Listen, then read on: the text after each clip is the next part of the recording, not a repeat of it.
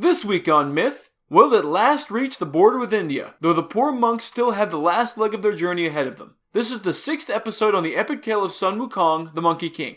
If you haven't heard the first 5 parts, I'd recommend going back and listening. The first episode provides a lot of backstory on the Monkey King and on the Chinese cosmology in general. The second tells how this whole quest thing got started. The third tells how Sanzang got tricked into banishing Monkey from the party. The fourth tells how Sanzang ended up hanging from a tree, surrounded by bandits, and Monkey decided to join back up. And the fifth tells about Sanzang being totally cool with being kidnapped as long as no beautiful women try to fuck him. To summarize, Monkey was trapped by Buddha and could only be released if he served the monk Sanzang on his journey to the west to retrieve the magic sutras from India. Along the way, getting into a stupid amount of trouble and getting out mostly through literal deus ex machina, they acquired 2 more disciples, Ogre and Piggy. Monkey managed to become even more immortal, but it didn't help him against a scheming demon that convinced the kind of dumb monk that Monkey had killed a few people for shits and giggles. Given how many demons have shown up in this story already, you'd think he'd be more open to the idea. After some wacky sitcom antics, Sanzang figures out that he's been tricked, and they all become one big happy party again, just long enough for Sanzang to nearly get his dick sucked by a scorpion demon. Monkey gets the gods of the stars to burn her to dust, which seems harsh, since it looks like the poor demon really did just want to give the priest mind-blowing sex, but that's mythology for you. Not long after, Monkey forgets about how much trouble Sanzang gets into on his own and goes scouting. The monk is promptly kidnapped by bandits and strung up in a tree. Monkey murders all of the bandits, and Sanzang gets all pissy about it. They find an imposter Buddha and manages to trap a significant fraction of the Chinese gods in a bag, but Monkey eventually finds the right god for the job. Sanzang again gets super pissed that somebody wants a piece of the holy D, and they find a castle with a sick king. Monkey plays doctor and gets sent after a wife-kidnapping demon to fix the king. He saves the monk, only to lose him again, this time to a harem of slutty girl demons. In this episode, you'll learn that a woman's reaction to fighting is to get naked, that the strongest negotiating position is inside your opponent's stomach, and that the original formula for Viagra involved the beating hearts of 1,000 young boys. Then, in Gods and Monsters, it's the subtly named Mongolian deathworm, which may or may not have sprung from the pages of Dune.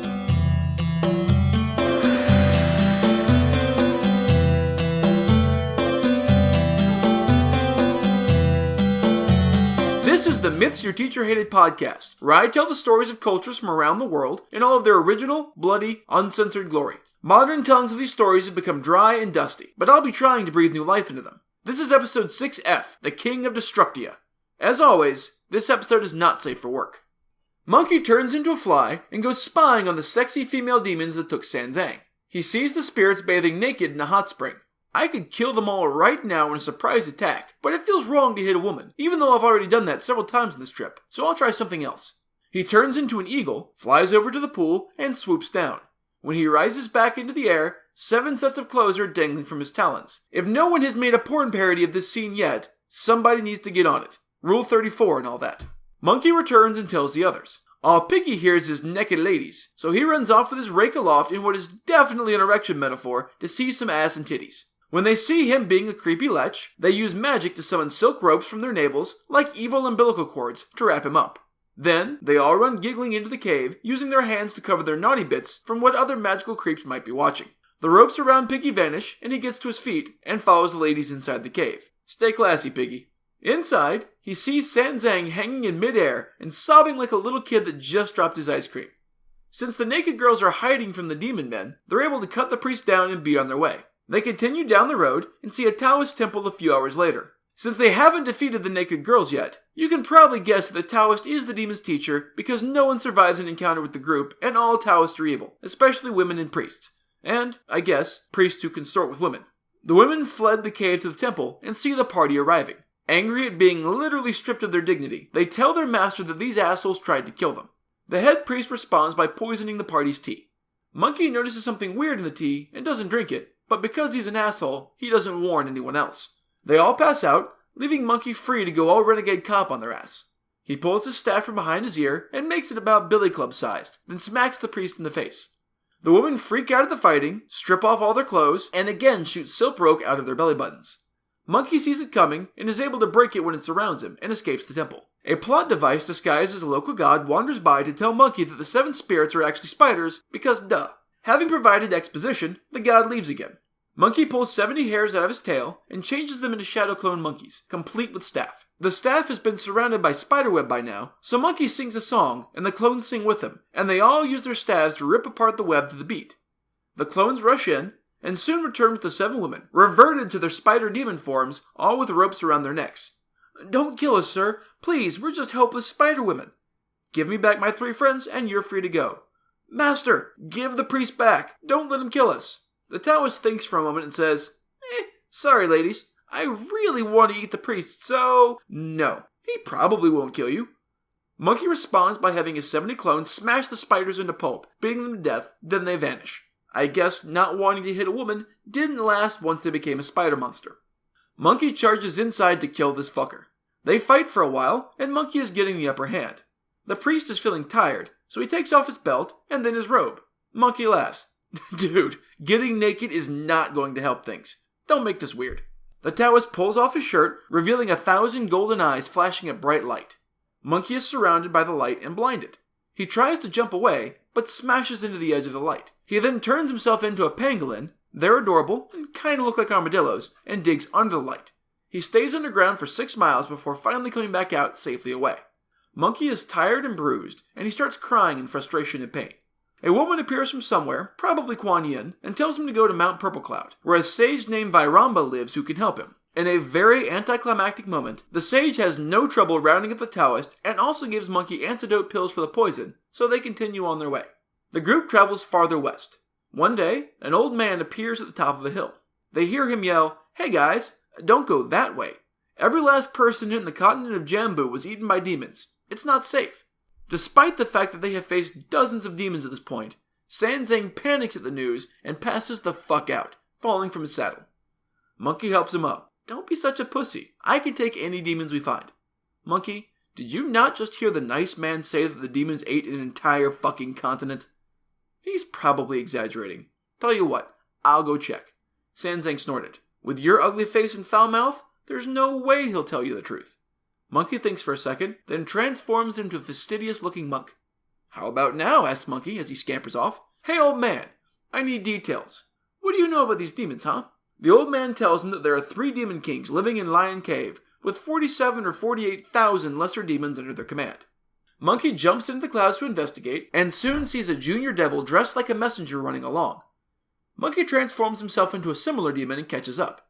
"Hey, fellow demon. I'm the senior patroller in charge of your company. Here's a pass to prove that I totally didn't just magic myself into existence." The Demon Kings demanded unquestioning obedience, and the junior demon, Windpiercer, accepts this pretty obvious lie.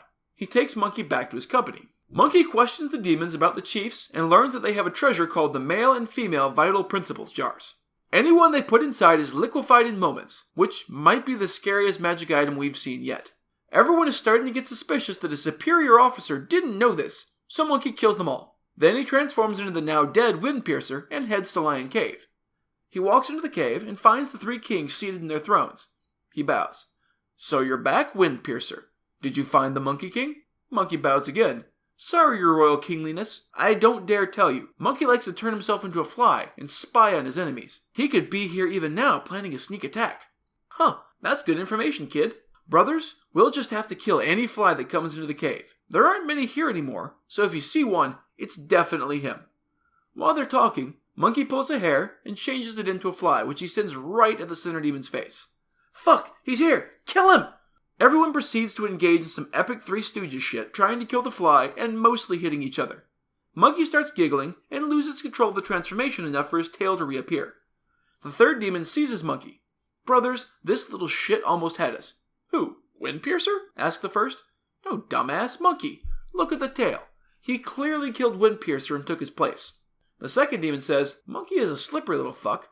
Let's put him in the jar now so he doesn't escape." Somebody clearly read the evil mastermind rules. They plunk him in and let the jar get to work. Monkey is pretty immortal, but the jar is powerful and his ankles start to burn. He thinks they feel a little soft to the touch.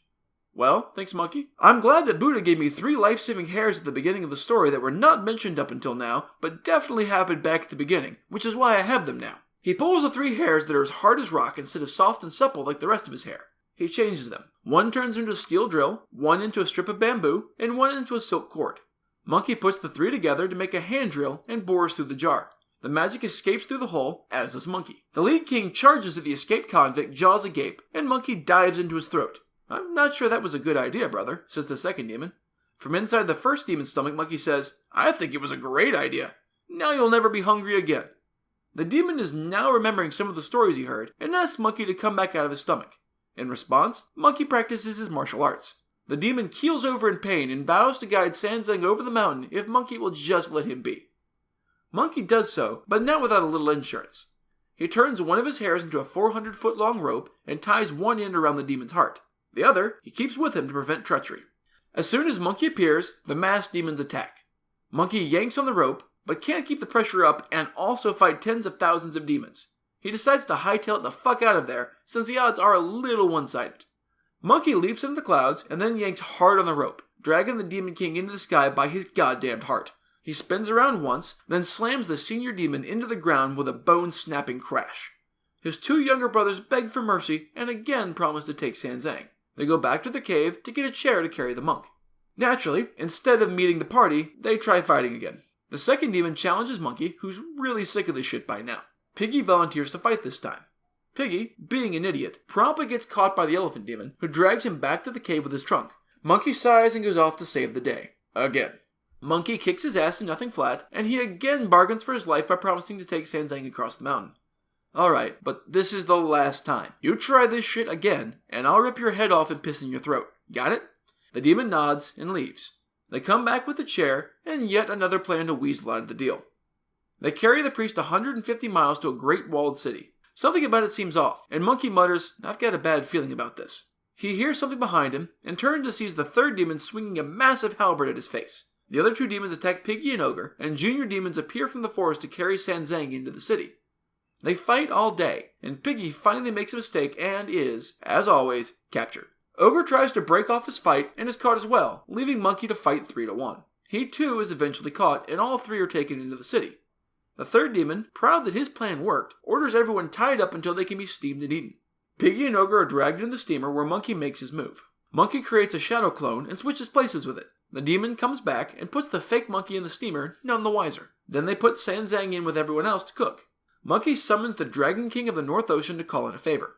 The Dragon King turns himself into a cold wind, which blows into the steamer to keep it from heating up. Monkey figures that's probably good enough for now and leaves. That night, he hears the demons couldn't get the steamer working, so they just said fuck it and ate Sanzang raw. Shit. I forgot that demons eat people raw, even though they swallowed me whole just yesterday, so I should really have realized. It changes himself into a junior demon and finds Piggy and Ogre, who confirm the rumor. Sanzang is dead.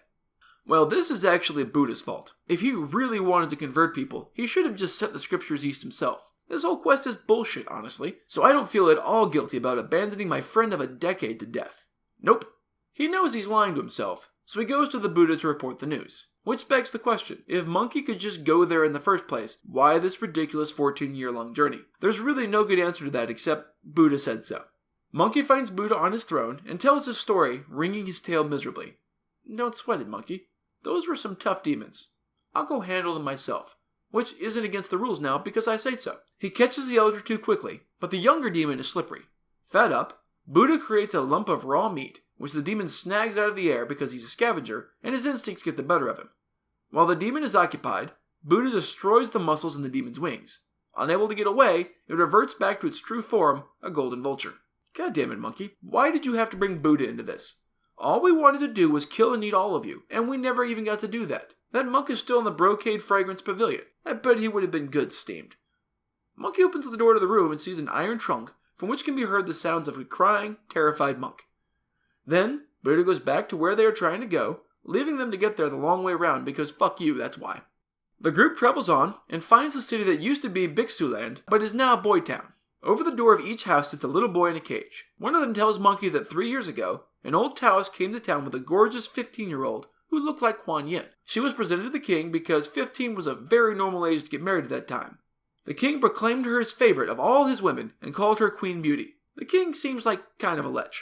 He no longer cared about any of his other wives or concubines, and instead spent every day and night fucking her constantly. Just like non-stop animal fucking. He didn't stop to eat or sleep and started to waste away. The royal physician tried to cure him, but no luck. He can only stop during the time between firing a load and getting the next direction. The old Taoist has apparently been working on a potion for years to make people live a very long time. Not like there are not dozens of other ways in the story alone or anything. But he still needs one ingredient: the hearts of 111,000 little boys. Once he gives the king his potion, he'll be able to keep fucking the girl for 1,000 years. The king is enthusiastic, but the people are less so, what with it requiring the wholesale murder of his kingdom's children. Even so, the people are so afraid of the king and the Taoist that they don't dare even be sad about having their kids butchered so the king can take some epic Viagra. Monkey says, that is some sick shit, even for this trip, and asks a bunch of gods to hide the boys for a day or so. The Taoists find the boys gone, and strangely, isn't upset. He recognizes the priest as having a pure soul, refined over 10 lifetimes, and a virgin to boot, so he'll do even better. Monkey, of course, turns himself into a fly and eavesdrops on the conversation. When Sanzang is summoned to the court, Monkey turns himself into Sanzang and goes instead. Look, Mr. Priest, I'll cut right to the chase. I'm sick, and I need your heart to make the medicine to cure me. Can we have it? Which one? Asked the fake Sanzang. I've got a few hearts, actually. The king, unfazed, replies, your black one. Not Sanzang answered, sounds fair. Go ahead and crack me open. Relieved, the king ordered an official to give the fake monk a knife, who takes it, puffs out his chest, then cuts himself just below the ribs. Out pour literally dozens of hearts. The king's attendants are terrified, and one pukes all over his robes. Fake Sanzang goes through the hearts. A loyal red one, a pure white one, a greedy green one, a fame whore one, a jealous bitch one, a calculating one, a competitive one, an ambitious one, an overbearing one, a murderous one, a vicious one, a scared one, a cautious one, a heretical one, and a gloomy one. Sorry, king, fresh out of black ones. The king is feeling sick. Well, sicker. Put those away. They're disgusting. Monkey does so. Sorry, your kingliness, but monks are good people. The only black heart in this room is your Taoist advisor there. Channeling a little law and order, Monkey turns to point dramatically at the Taoist, elder of the nation. Unfortunately, he gets so wrapped up in his little theater that he forgets about his tail, which flops out. Elder recognizes Monkey now and flees for his fucking life. He knows what Monkey is capable of. Don't make me chase you, bitch. Monkey leaps into the clouds after Elder. They fight, and Monkey is quickly getting the upper hand. Terrified, Elder tries to run again. He parries Monkey and then turns into a beam of cold light and swoops into the queen's chambers. She, too, turns into cold light and they both vanish. They don't run far enough, though, and the local god tells Monkey where they're hiding. He rushes in and smacks them both upside the head, just as the Star of Longevity swoops in. Don't kill them, Monkey. They're my messengers. I let them get away and become monsters. My bad. The star forces them to turn back into their true form, white deer. The group leaves the king to deal with his poor health and a population that is sure to rise in revolt over the treatment of their children, but fuck it, not their problem. They travel for a long time and come to a towering mountain. They see a road going around the base and decide to camp here to let the horses rest. Monkey and Ogre go to get food, leaving Sanzang with Piggy to meditate. Honestly, it's like they have a death wish. Surprising no one but the monk, once alone he hears a woman calling for help. He goes to investigate and finds her buried up to her waist and tied to a tree with creepers. At this point, even the story admits that this is obviously a trap, given everything that's happened over the last decade, but Sanzang is just too innocent to see it. At least it's self-aware. The evil spirit spins a sob story, and Sanzang starts to cry like someone kicked his puppy. He orders Piggy to untie the girl, and the idiot goes to do it. I can't leave you dumb shits alone for 5 minutes, yells Monkey, having heard the exchange. Don't spring the fucking obvious trap for once. What the hell do you know, yells back Sanzang, furious at not being able to help the damsel in distress. How could you possibly know that's an evil spirit? Maybe because I can remember the last decade? Or because before I converted, I used to pull this exact trick? Or because I have magic eyes and I can see fucking demon auras? How many reasons do you need? Piggy chooses this moment to pipe up and be a moron. We've never seen her before, so she could be a local girl. You don't know she's a demon. You're just trying to get us to go on so you can come back later by yourself and rape and torture her yourself. Are you fucking serious? Asked Monkey. How many times have I saved you from this exact trap? If I really wanted to rape and murder without your knowing, I wouldn't be this fucking obvious about it. I'd just do it. Besides, asshole, you're the one that started off by kidnapping a girl to rape her repeatedly so you could pretend to have a wife. That's your shtick. Nope, I can't leave anyone tied up in the middle of the forest. Since she might not be a demon, untie her now. Piggy does so, and Monkey facepalms hard. She stands up out of the hole and happily follows the group out of the forest and back to the road. They go another 10 miles and see a building as the sun begins to set. Sanzang is happy. Awesome, let's go to that temple. Let's stay there for the night. Monkey facepalms again and quietly prepares to save everyone's ass when this definitely turns out to be a demon lair. They get to the gate of the sea-guarding monastery of meditation, and Sanzang insists on going in alone to ask for lodging. Granted, they're probably more likely to agree if they don't know he has a bunch of reformed demons with him right away, but given how many times he's been kidnapped in strange temples, you'd think he'd be a little more cautious. He's taken to meet the abbot, who is shocked that Sanzang made it this far alone. "Oh, I'm not alone. I have 3 disciples with me. They're waiting outside the gates." The abbot spits out his tea. "Dear God, man, there are demons, bandits, ghosts, wolves, and tigers out there. I can't believe you would leave them in danger like that." He orders them brought inside. They eat with the monks that night, and Sanzang feels sick the next morning, so they end up staying for 3 more days, with the entire party confined to quarters so the illness doesn't spread. On the 3rd day, they hear one of the monks saying, "Did you hear? In the last 3 days, 6 young monks have been eaten by a monster." I think it's a little rude that they didn't tell their guests that there was a monster stalking the halls. That seems like the kind of thing to make a big fucking deal about. Monkey decides to hat up and fix this shit. He turns into a 12-year-old monk and goes into the Buddha hall to sit and chant his bait. He's there for several hours before anything happens, but eventually, a roaring wind rises, carrying the scent of perfume and incense. Slender, feminine arms slide around his waist. "You're very diligent, little monk." She stops his chant with a kiss. "It's a beautiful night out, and we are fated to meet each other. Want to go out to the garden in funk?" Monkey thinks, figures. Hormones got the best of them. Out loud he says, "Lady, I'm a monk, and a little boy, so I'm a virgin. I don't know anything about, lovemaking." She smiles seductively. "Then I shall teach you." Monkey shrugs. "Alright, let's go." As they enter the garden, she trips Monkey to the ground and makes a grab for his dick. "Are you trying to eat me or my dick, lady?" says Monkey, grabbing her arm as he falls and throws her off balance as well. He comes up swinging since Sanzang isn't here to meddle. The demon quickly realizes that this little kid is more monkey than monk and falls back. She takes off her left shoe and turns it into a shadow clone complete with a pair of wicked swords. The clone dashes at Monkey and attacks, while the real demon fades into the night. If that cursed Monkey is here, then the priest should be available for some murder fucking. Monkey fights the clone and eventually manages to crush her skull, so he's surprised when the body poofs into a shoe. God damn it, I fell for my own fucking trick. Monkey goes to Sanzang, but the man is gone. He asks the monks about the lady, but is told that she left after the first night. "Well," says Monkey, "since I was just fucking fighting her ass, I don't think she did. I tried to warn everyone that she was a demon, since I have fucking magic sight, but no. You all thought she was a good person because she flashed tits and a smile." He summons the local god, and finds out that she has taken the monk a long ways away to the bottomless cave in Mount Pitfall.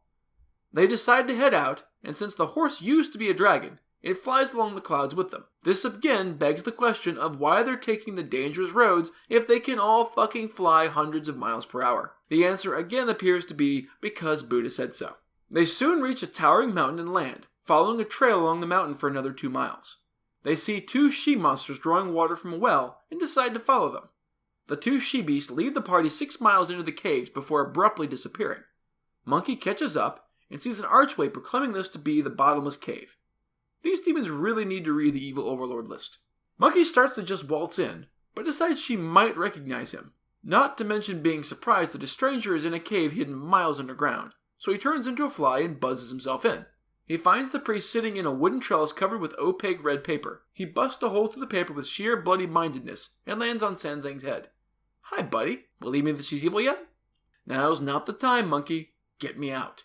Monkey overheard one of the servant girl demons saying that she was going to get a bottle of wine for the demoness to seduce the priest with, so he instructs Sanzang to pour the wine very quickly so that it froths. Monkey will hide in the bubbles and pull his favorite demon slaying game of internal organ acrobatics. Sanzang does as instructed, but instead of drinking the monkey-laced wine, she sets it down and proceeds to tell Sanzang how handsome he is and how much she loves him, eyes downcast as though embarrassed to be admitting this. By the time she finally picks up the glass, the bubbles are gone, and a fly is clearly just floating in it. To her credit, she picks the fly out and flicks it away, but doesn't let a little fly keep her from getting her drink on. Monkey is pissed that his plan isn't working, so he turns into an eagle and flies out, flipping tables and smashing pots on his way out. See? It's an old trope. The demoness is frightened by the sudden sound and clings to the priest, who is honestly kind of scared himself since he also doesn't know that it's Monkey. A little while later, the fly buzzes back and lands in Sanzang's ear to whisper. Alright, new plan. Convince her to go out into the garden for a little kissing and fucking. She likes to fuck in the garden, don't ask how I know that. I'll go to the peach tree and turn into a red peach. Pick that one and offer it to her as a love token. She'll eat me instead of your cock, and then I can get freaky with her insides in a different way. The demon is distracted with talking to her servants for a picnic lunch, so he whispers, "Why don't you just fight her? I don't want to end up having to actually have sex with her. That would for some reason be a fate worse than death." Monkey sighs, because she lives in a fucking rabbit warren of caves, and God knows how many other demons are around who will be drawn into this fight. Trust me, lying and deceiving are better than a stand-up fight right now.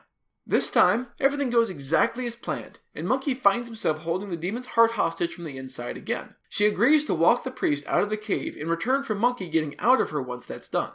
She carries the priest to the entrance sullenly. If it weren't for the child murder, I'd say this was completely unjustified. She's really done nothing but really want to fuck Sanzang. You know, other than the pedophilia and child murder. Once outside the cave with Piggy and Ogre again, she opens her mouth and Monkey jumps out.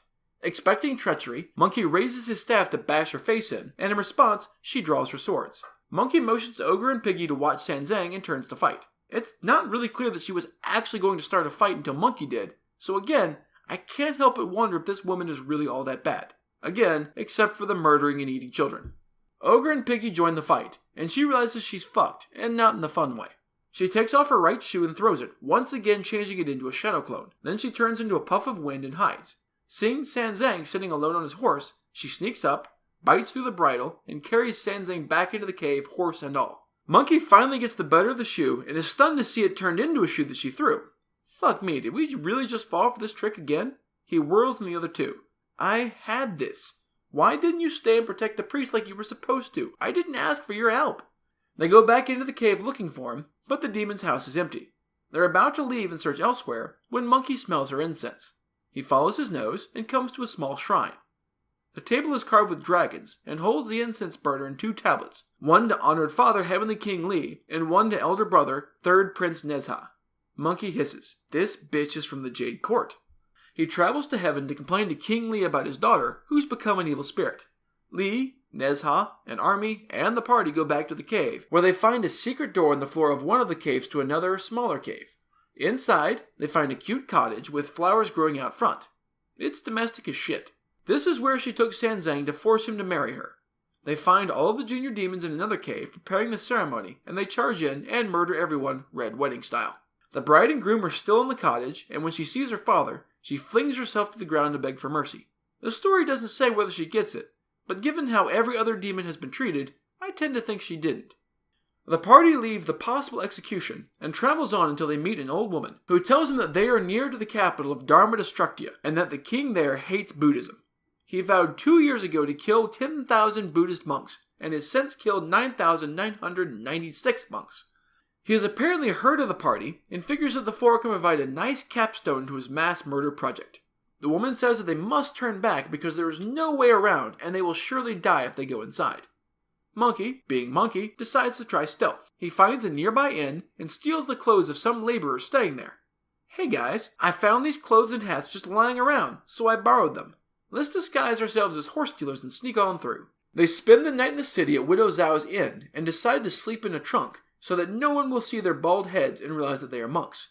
It was clever, but not clever enough, because in the night, thieves steal the trunk thinking it contains treasure. The bandits murder the city guards at the gate and let themselves out.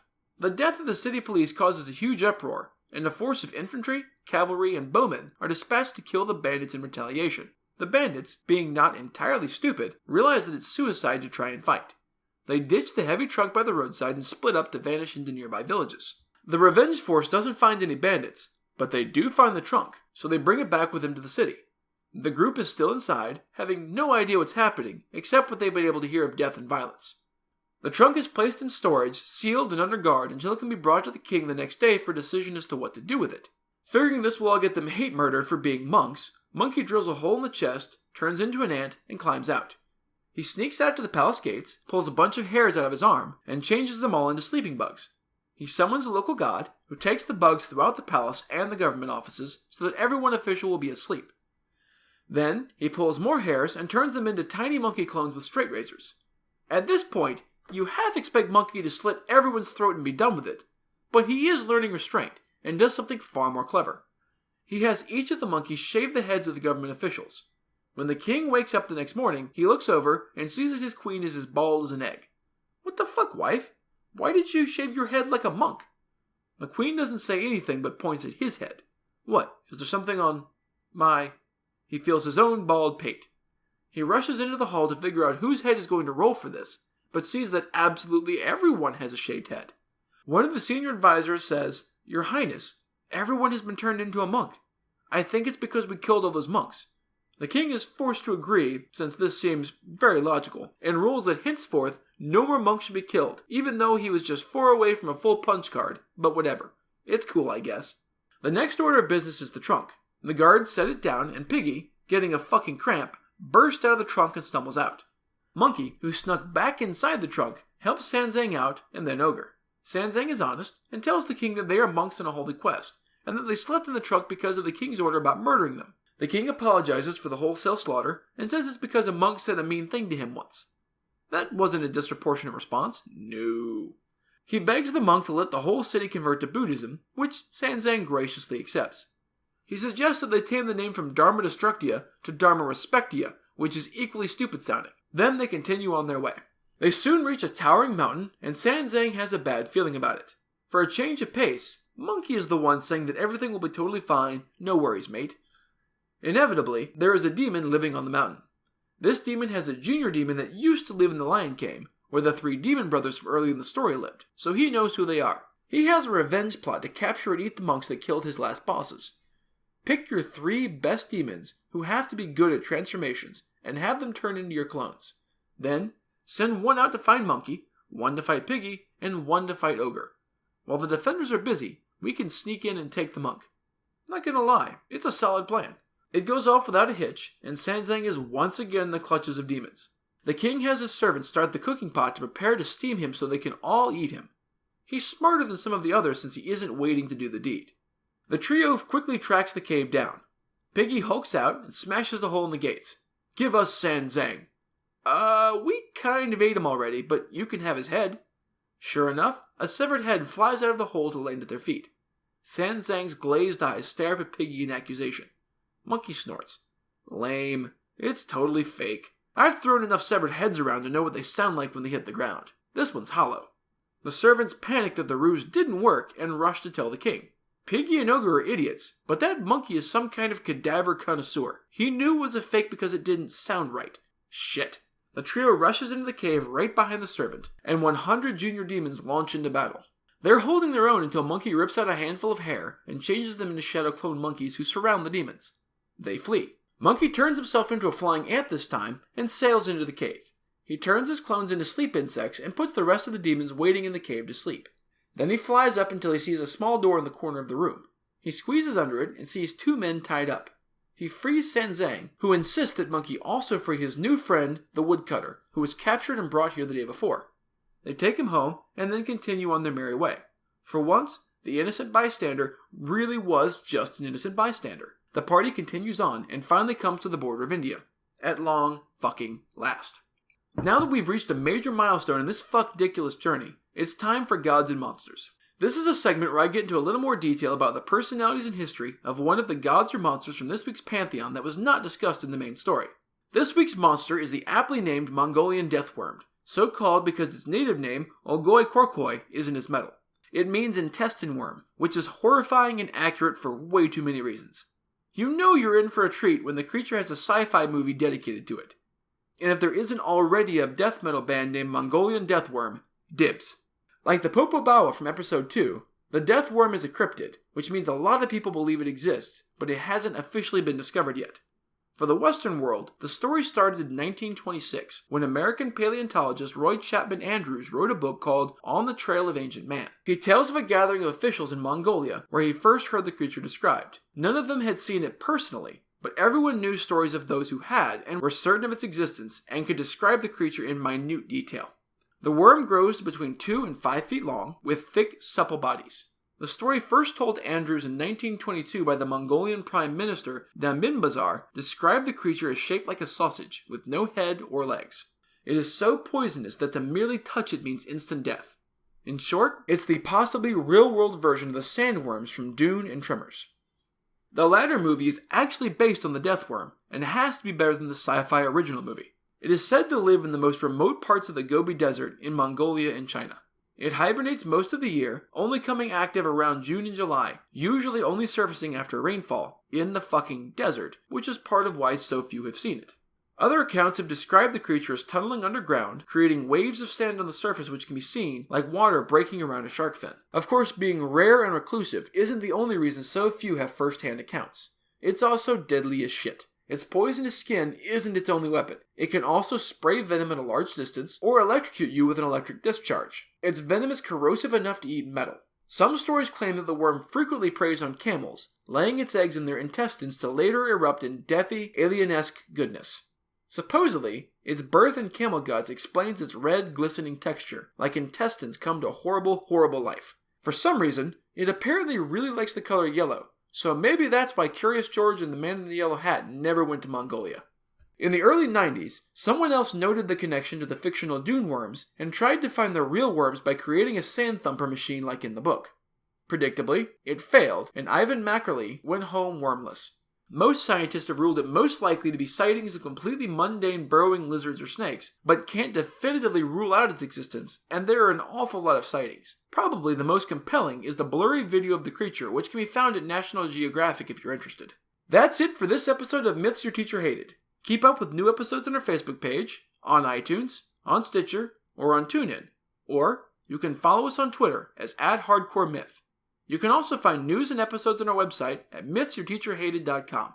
I want to thank Icy Hearted Witch 1990 for the review on iTunes. These reviews really help increase the show's standing and let more people know it exists.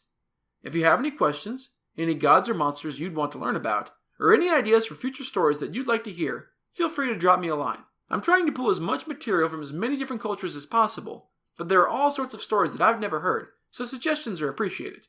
The theme music is by Tiny Cheese Puff, whom you can find on Fiverr.com. Next time, we'll finally be reaching the fabled Vulture Peak and the end of this epic myth.